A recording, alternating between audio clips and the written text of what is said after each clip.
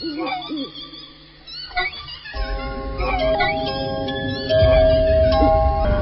muda, sudah siapkah kamu?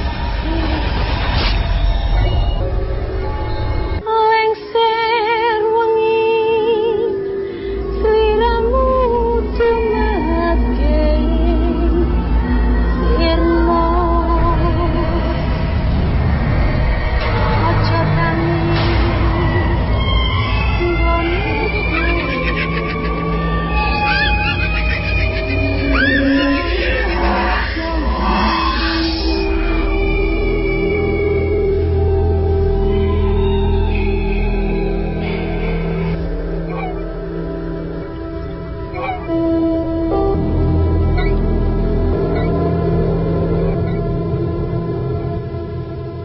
Assalamualaikum warahmatullahi wabarakatuh. Selamat malam Jumat insan muda. Malam yang disadari atau tidak kadang mempunyai nuansa lain dibanding malam-malam yang lainnya. Entah karena sudah menjadi mitos atau memang karena begitu adanya. Insan muda masih ingat tentang testimoni minggu lalu yang mengangkat jalan kuntilanak yang terletak di jalan antara Ciwaruga menuju Lembur Tengah? Ternyata cerita itu membuat beberapa orang tertarik untuk langsung mendatangi jalan tersebut dan memburu penampakan. Hari Jumat pagi, kami mendapatkan telepon dari seorang insan muda yang mendatangi Jalan Kunti untuk berburu penampakan mereka. Dia menceritakan bahwa dia dan teman-temannya akhirnya memang melihat penampakan kuntilanak yang terbang dari satu pohon menuju ke pohon yang lainnya. Mereka coba langsung merekam kemunculan makhluk tersebut dengan handycam. Tetapi begitu mereka melihat hasilnya, ternyata bukan penampakan kuntilanak yang terekam, melainkan sosok lain yang tinggi besar, hitam, berbulu, dan menyerupai raksasa. Jika minggu lalu kita mendengarkan testimoni tentang Jalan Kunti di daerah Ciwaruga, maka kali ini insan muda akan mendengarkan testimoni dari mereka yang pernah mengalami kejadian seram di Jalan Cimandiri. Ya, jalan yang terletak tepat di belakang gedung sate. Saat siang dan sore hari, mungkin Jalan Cimandiri terlihat ramai dan hidup, di mana banyak mobil berlalu lalang, serta para penjual makanan yang beraktivitas di jalan itu. Tapi apakah insan muda tahu apa yang sering terjadi di tempat itu saat malam tiba? Banyak mitos tentang seramnya Jalan Cimandiri yang mungkin juga sudah pernah kamu dengar. Ada yang bilang kalau di jalan ini hidup sepasang hantu kakek dan nenek dari zaman Belanda yang suka mengendarai sepeda ontel di malam hari. Belum lagi mitos tentang hantu wanita korban kecelakaan yang mukanya rusak dan sering menampakkan diri pada para pengemudi kendaraan yang melintas di jalan ini saat malam hari. Bagaimana sebenarnya mitos-mitos di Jalan Cimandiri itu terjadi insan muda? Mari kita sama-sama dengarkan testimoni berikut ini.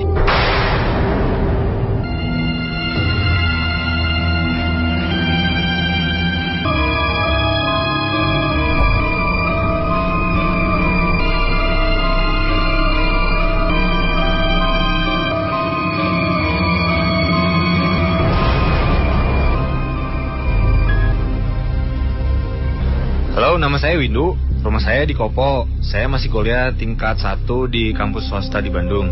Dulu saya pas SMA pernah ngalamin kejadian serem di Jalan Cimandiri. saya lupa lagi waktu itu teh dari mana mau kemana. Yang saya ingat waktu itu saya teh mau ke Jalan Cimandiri dari perempatan Jalan Banda teh gini, mau ke arah Gasibu sekitar jam 1 pagi pakai motor ya teh. Nah dari Jalan Riau tuh saya ngebut karena kan udah malam juga ya. Saya ngebut sampai mulai masuk Jalan Cimandiri. Taunya begitu belok di depan saya teh ada 2 orang naik sepeda kumbang teh yang zaman dulu teh gini kan. Terus pakai bajunya teh juga baju-baju klasik zaman dulu, old school gitulah. Yang cewek mah pakai kayak kebaya gitu, terus yang cowok mah kayak pegawai negeri tapi bladus teh gini kan. Cuma warnanya kayak ya bladus gitulah, kayak bluak. Waktu itu teh saya belum pernah denger mitos-mitos aneh ya di jalan itu, jadi santai we nya. Saya teh nggak bisa nyusul mereka, dia teh jalannya teh di tengah, mau ngelakson juga saya nggak punya klakson di motor teh. Jadi saya gas aja motor saya, agak ngebut gitu, rada nyisi gitunya. Efek teh nggak ngaruh. Mereka teh yang di depan teh santai-santai gitu aja naik sepeda. Nah pas nggak jauh dari belokan kedua Jalan Cimandiri teh, mereka teh tiba-tiba belok kanan. Saya kira teh mau putar balik ya. Efek teh belok kanan, terusnya belok kanan, nembus. Demi nah, eta mah nembus we kumaha belok kanan nembus. Dia udah belok nembus teh, baru tahu itu teh ternyata teh hantu gitu. Ya udah saya kebut. Setelah itu teh saya tanya-tanya tentang mitos di Jalan Cimandiri teh, efek teh benar, emang banyak kejadian-kejadian gitu.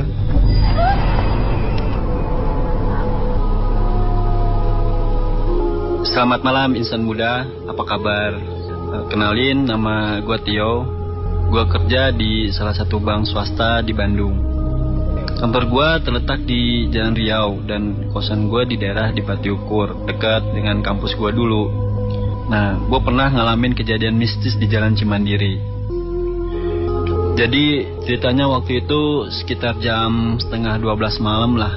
Gue balik dan terpaksa harus balik lagi ke kantor karena flash disk gue ketinggalan dan gue butuh data-data di situ buat besok. Singkat cerita, gue cabut pakai mobil gue. Waktu itu mobil gue masih sedan. Pas gue nyampe belokan Gedung Sate, gue baru inget mitos hantu cewek yang mukanya rusak, yang suka muncul ke pengendara mobil sedan. Katanya sih dulu dia tuh korban tabrak lari, dan yang nabraknya itu mobil sedan.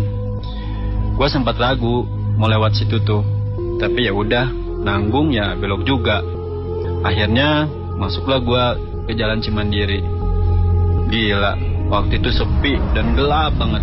Iyalah, tengah malam gitu, ngapain juga orang masih keliaran, ya kan? Nah, pokoknya sepanjang Jalan Cimandiri tuh, gua nggak mau lihat spion kursi belakang lah. Males aja kalau tiba-tiba ada cewek duduk kan.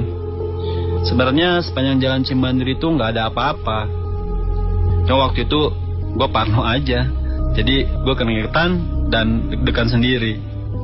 Nah, singkat cerita nih, Jalan Cimandiri berhasil gue lewatin dengan ya nggak ada hal aneh yang gue temuin. Cuma gue aja yang ketakutan sendiri. Gue keluar di perempatan Jalan Banda dan belok ke kiri ke kantor gue. Pas gue nyampe kantor, ya gue buru-buru gitu kan. Sempat juga sih disapa sama sapam. Cuma gue nggak sempat jawab. Gue ke lantai 2, terus gue ke meja gue dan gue ambil flash disk gue. Dan gue terus buru-buru turun. Nah, pas gue turun, gue ketemu sama sapam tadi tuh. Dia juga kayaknya ke atas nyari gue. Pas ketemu, dia bilang gini, "Mas Tio, kalau bisa jangan ke mobil dulu mas. Soalnya ada cewek mas, mukanya rusak, duduk di mobil mas." Waduh, parah banget tuh. Akhirnya ya udah, malam itu gue tidur di kantor, ditemuin sapam tadi deh.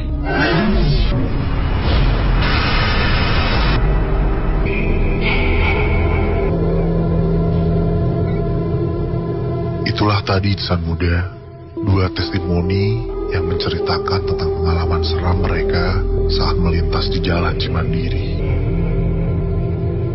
Jalan ini memang menyimpan banyak misteri.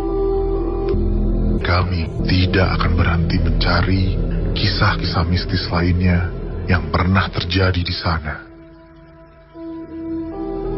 Dan apabila kamu pun menjadi salah satu orangnya, silakan datang dan ceritakan kepada kami. Baiklah insan muda, sekarang sudah saatnya untuk kita mendengarkan 3 cerita Nightmare Side untuk malam hari ini.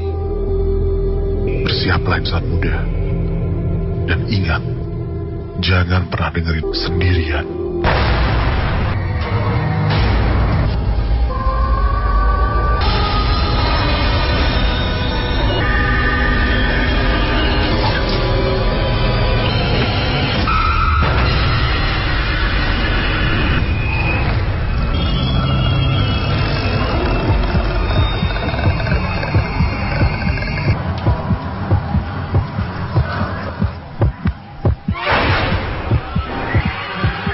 Jantungku berdegup sangat kencang. Ini pertama kalinya lagi aku melewati jalan layang Kiara Condong. Setelah hampir 3 tahun, aku tidak pernah melewatinya. Aku mempercepat laju motorku. Rasanya ingin cepat-cepat sampai ke ujung jembatan ini. Saat itu, waktunya terasa sangat lama. Dan sepertinya jalan layang Kiara Condong ini panjang sekali dan tidak ada ujungnya. Badanku mulai gemetaran dan aku sudah berada di tengah-tengah jalan layang.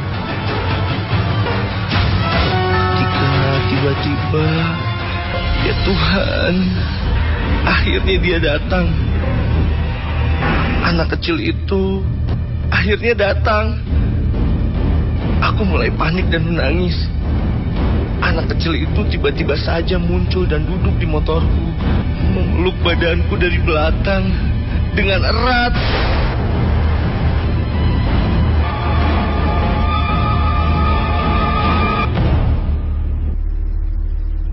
Astaga.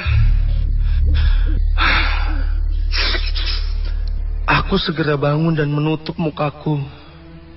Mimpi yang sama.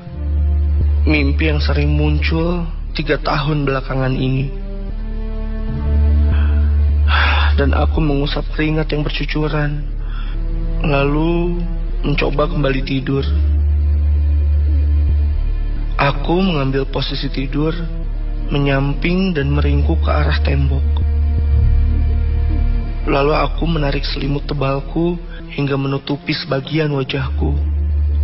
Ya Tuhan, tolong, jangan kirim mimpi buruk itu lagi. Aku benar-benar menyesal, Tuhan.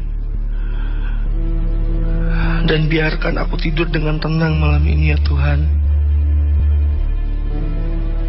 Aku masih berusaha keras untuk tidur ketika terdengar suara. Astaga, suara itu sangat jelas terdengar dan tepat berasal dari kamarku. Aku semakin meringkuk dan menarik lagi selimutku. Aku benar-benar ingin menutup seluruh tubuhku dengan selimut. Tapi kok aku tidak bisa menariknya lagi. Ya Tuhan, kenapa ini? Aku terus menarik-narik selimutku. Aduh, kenapa sih? Kok tidak bisa naik lagi? Akhirnya aku memaksakan bangun dan melihat ke bawah kakiku. Dalam cahaya samar-samar, aku bisa melihat ujung selimutku. Ternyata tersangkut di pinggiran tempat tidurku. Aku segera membetulkannya dan kembali mengambil posisi tidur. Kali ini selimutnya bisa ditarik, menutupi seluruh wajahku. Hampir saja aku berpikir yang tidak-tidak. Syukurlah, akhirnya aku bisa tidur dengan tenang. Aku pun merasa lebih hangat dan nyaman sekarang. Dan semoga saja aku bisa cepat tertidur. Ingin cepat-cepat besok pagi rasanya. Tapi tak lama terasa ada sesuatu menyentuh belakang kepalaku yang sedang tertutup selimut. Astaga, sepertinya ini tangan. Ya, ini sebuah tangan.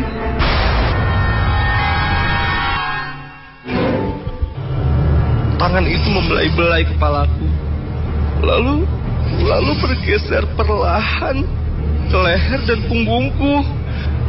Ya Tuhan, lalu berhenti di sana, dan tangan itu mulai mengusap-usap punggungku. Tuhan, aku takut sekali. Kemudian terdengar suara anak kecil menangis lagi. Tapi kali ini suaranya tepat ada di belakangku. Lalu aku merasakan tangan yang tadi mengusap-usap punggungku sekarang berubah menjadi mencengkram. Aku tidak berani bergerak sedikit pun, apalagi membuka selimut. Tapi makin lama tangan itu mencengkram semakin kuat. Pinggangku seperti mau patah dan remuk. Sakit sekali. Sementara suara tangisan anak kecil itu makin keras dan makin menyakitkan.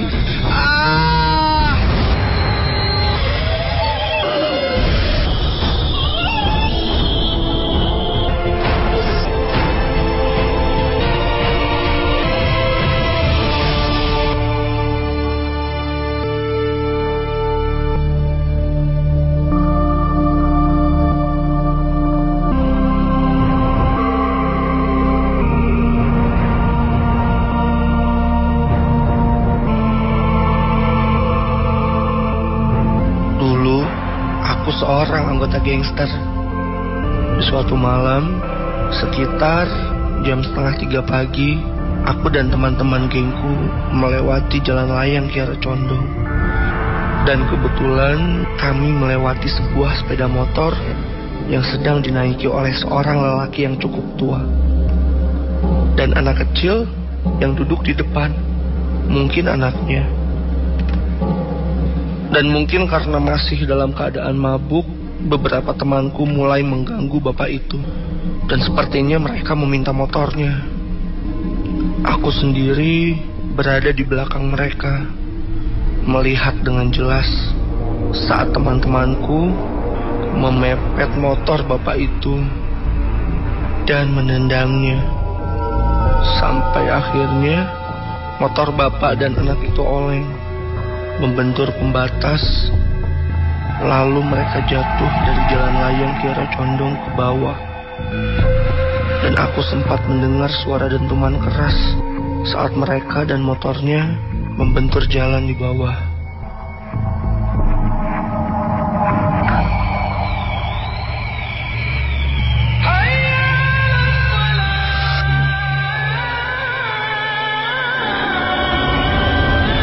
Azan subuh terdengar.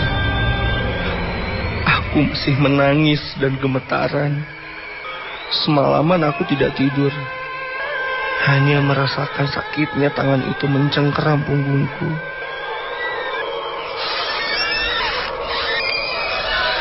Lalu pintu kamarku tiba-tiba dibuka. Itu perawatku. Ya, saat ini aku ada di sebuah rumah pembinaan sakit jiwa yang ada di selatan Jawa Barat. Perawatku lalu masuk dan bertanya ada apa denganku. Aku lalu menceritakan semuanya. Kemudian dia membuka bajuku dan terkejut. Katanya ada seperti bekas cakaran di punggungku yang sudah membusuk dan mengeluarkan darah.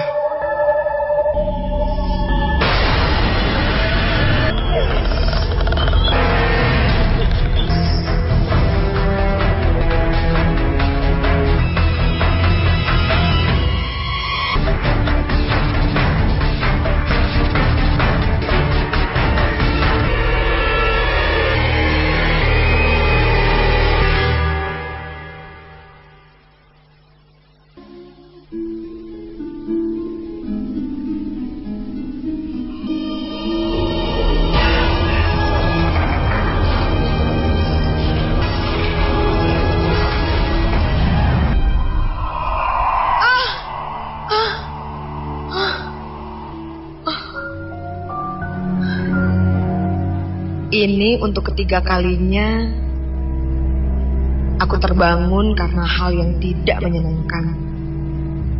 Selalu seperti ini. Padahal ini adalah minggu pertama aku tinggal di rumah saudaraku. Ada yang janggal di rumah ini. Namaku Dea. Aku tinggal di Jakarta. Namun untuk beberapa alasan, sudah seminggu ini aku tinggal di Bandung. Di rumah paman, di sekitaran Jalan Paledang. Rumah yang cukup tua, dengan pohon besar di halaman depan rumahnya, yang sempat membuatku bergidik saat melihatnya.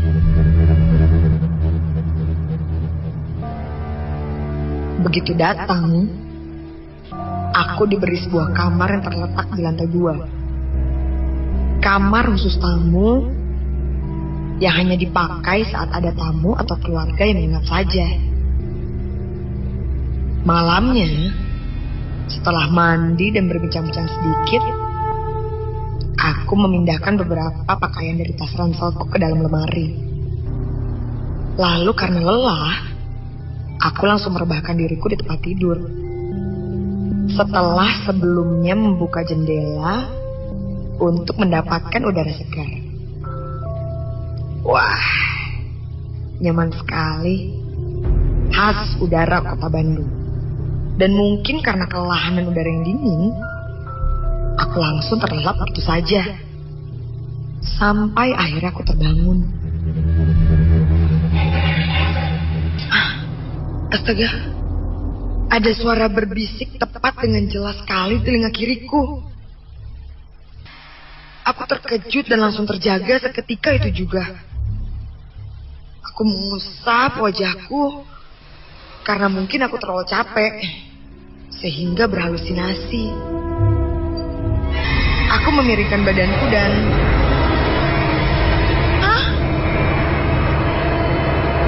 itu apa?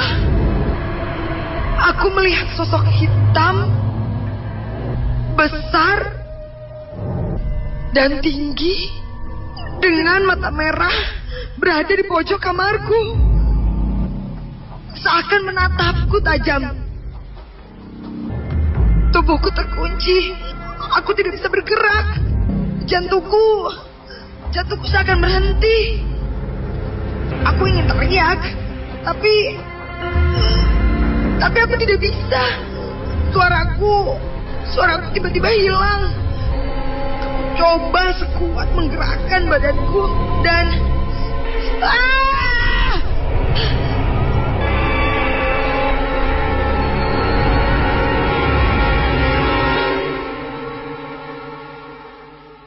entah kenapa, aku seperti tersadar kembali seperti bangun dari mimpi. Dan sosok itu pun hilang. Siangnya, karena beberapa kegiatan yang menyibukkan, aku pun sudah lupa dengan kejadian semalam.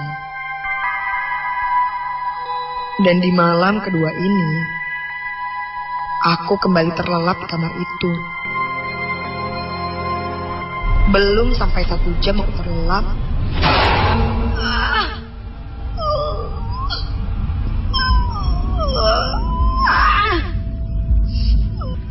Dadaku seakan tertindih.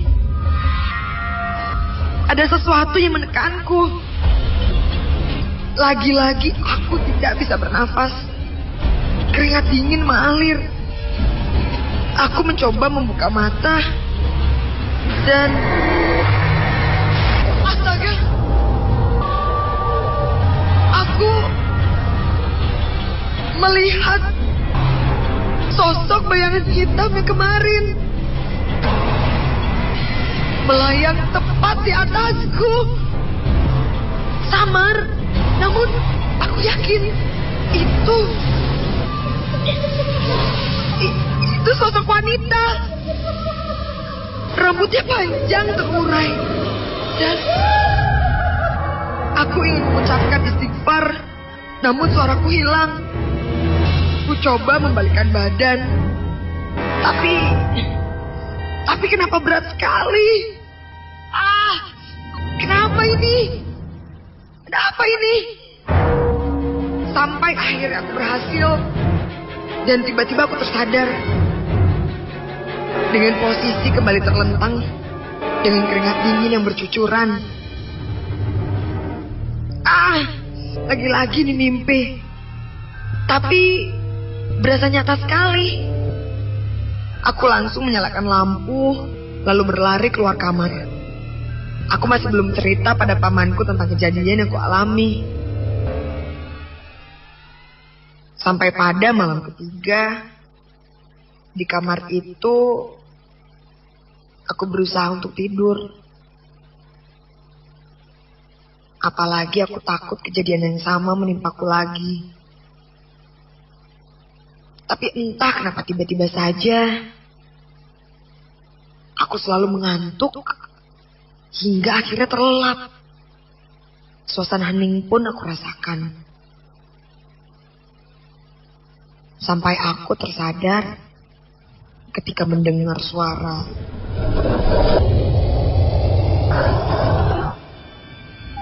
Suara apa itu? Dan kali ini aku merasakan sesuatu yang dingin menerpa kakiku. Dingin sekali. Juga sangat menyesakkan dada. Saat aku membuka mata,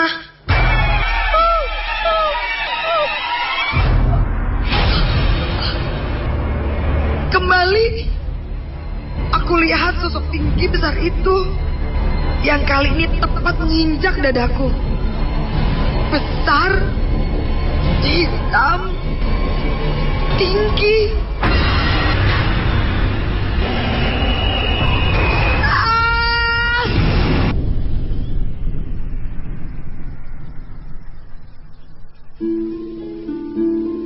Akhirnya, saat sarapan bersama, aku menceritakan kejadian yang kualami beberapa malam ini pada paman dan nenekku di sana.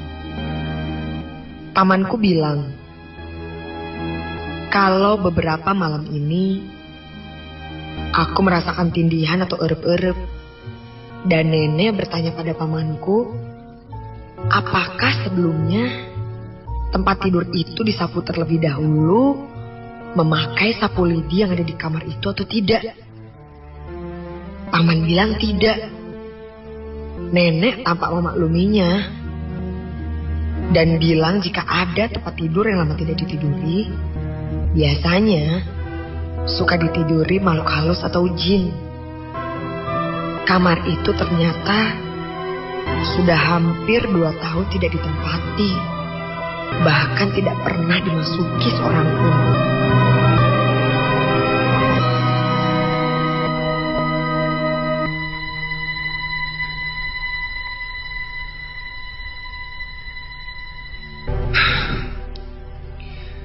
Malas rasanya aku bangun sepagi ini. Kalau tidak gara-gara ibu yang menyuruhku. Kemarin sore, ibu bilang kalau dia ingin meminjam uang untuk membayar biaya studi tur adikku yang masih SMA. Dan itu mendadak sekali. Soalnya adikku sudah harus pergi pagi ini pukul 7. Maka tidak heran kalau jam 5 pagi ini aku sudah bangun dan berjalan menuju ATM yang berada di belakang kampusku di daerah Dipati Ukur. Itulah ATM terdekat dari kosanku. Untungnya jaket yang tebal ini lumayan membuat tubuhku hangat saat berjalan ke sana. Suasana belakang kampusku pagi itu sepi, sangat sepi sekali. Karena ATM-nya kosong, aku masuk dan langsung mengambil uang. Ketika aku sedang menunggu uangku keluar, sayup-sayup, ku dengar suara orang yang sedang mengobrol di belakangku. Selintas aku mengacuhkannya, tapi tetap saja aku penasaran. Dan akhirnya, aku memutuskan untuk membalikan badanku, dan benar saja, ketika itu tampak beberapa orang yang sedang mengantri. 2 laki-laki dan 3 orang perempuan. Satu lelaki menyandarkan badannya di pintu ATM. Lalu tiba-tiba mesin ATM itu menjatuhkan kartu ATM-ku. Aku heran. Tidak biasanya kartu ATM sampai jatuh keluar dari mesinnya. Refleks aku mengambil kartu yang terjatuh tadi dan... Astaga! Tanpa sengaja, aku melihat antrian orang-orang di belakangku dan... Astaga! Kaki mereka tidak menginjak tanah. Mereka melayang. Astaga, aku kembali berdiri dan tidak berani melihat wajah mereka di belakang. Tanganku bergetar ketika memasukkan kartu ATM ke dalam dompetku lalu.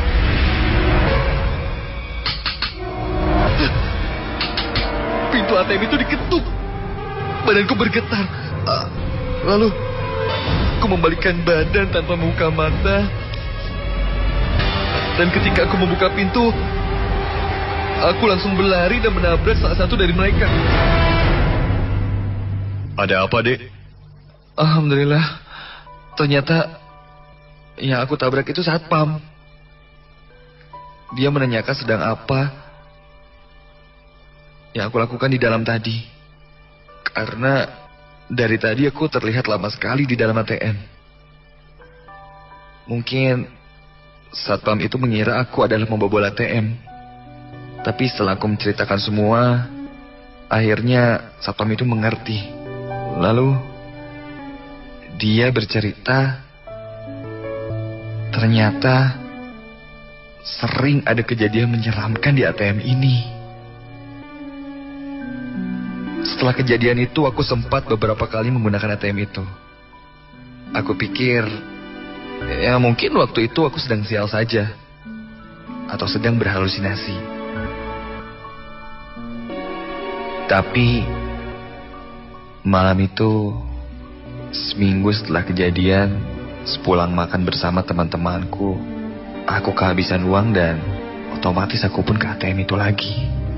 Ya, ATM belakang kampusku di daerah DU. Aku masuk dan... Tanpa sengaja, di dalam ruangan itu aku melihat seorang perempuan tertunduk dan menangis. Sedang apa dia di dalam ATM? Oh, mungkin perempuan itu adalah korban perampokan atau hipnotis pembobolan rekening ATM yang sedang banyak terjadi. Ya, tanpa curiga sedikit pun, aku memberanikan diri untuk bertanya. Mbak, kenapa? Kok nangis di sini? Ada yang bisa saya bantu? Perempuan yang tadi menangis pun berhenti menangis. Lalu...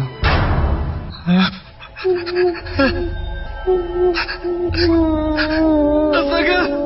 Badanku sampai terloncat dan aku pun hanya bisa terdiam. Badanku bergetar dan keringat dingin pun mengucur.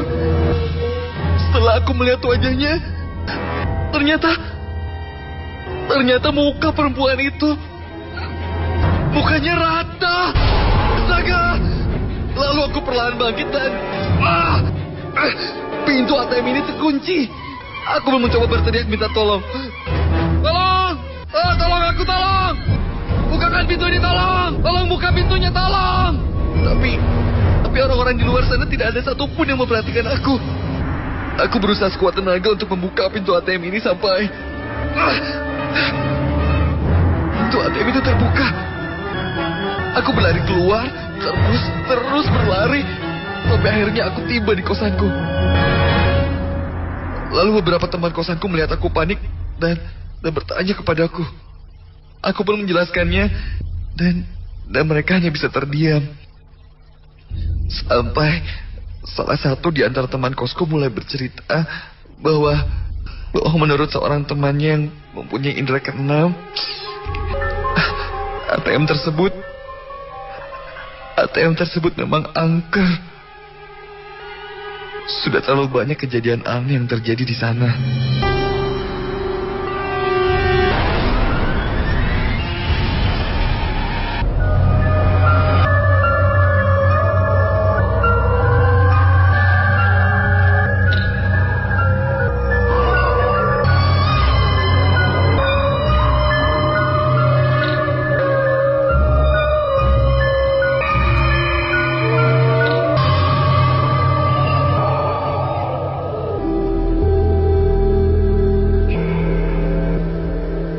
Itulah tadi 3 cerita malam Jumat ini.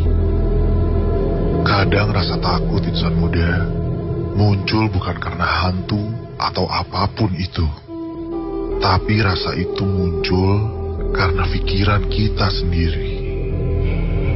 Belajarlah untuk selalu bisa mengendalikan pikiran kita, karena rasa takut yang dikendalikan secara positif akan menjadi energi yang bisa mengubah hidup kamu dan orang-orang yang ada di sekitar kamu. Sampai di sini dulu perjumpaan kita malam Jumat ini. Saya pamit undur diri. Selamat malam Jumat insan muda. Kita bertemu lagi di minggu depan. Dan ingat, jangan pernah dengerin sendirian.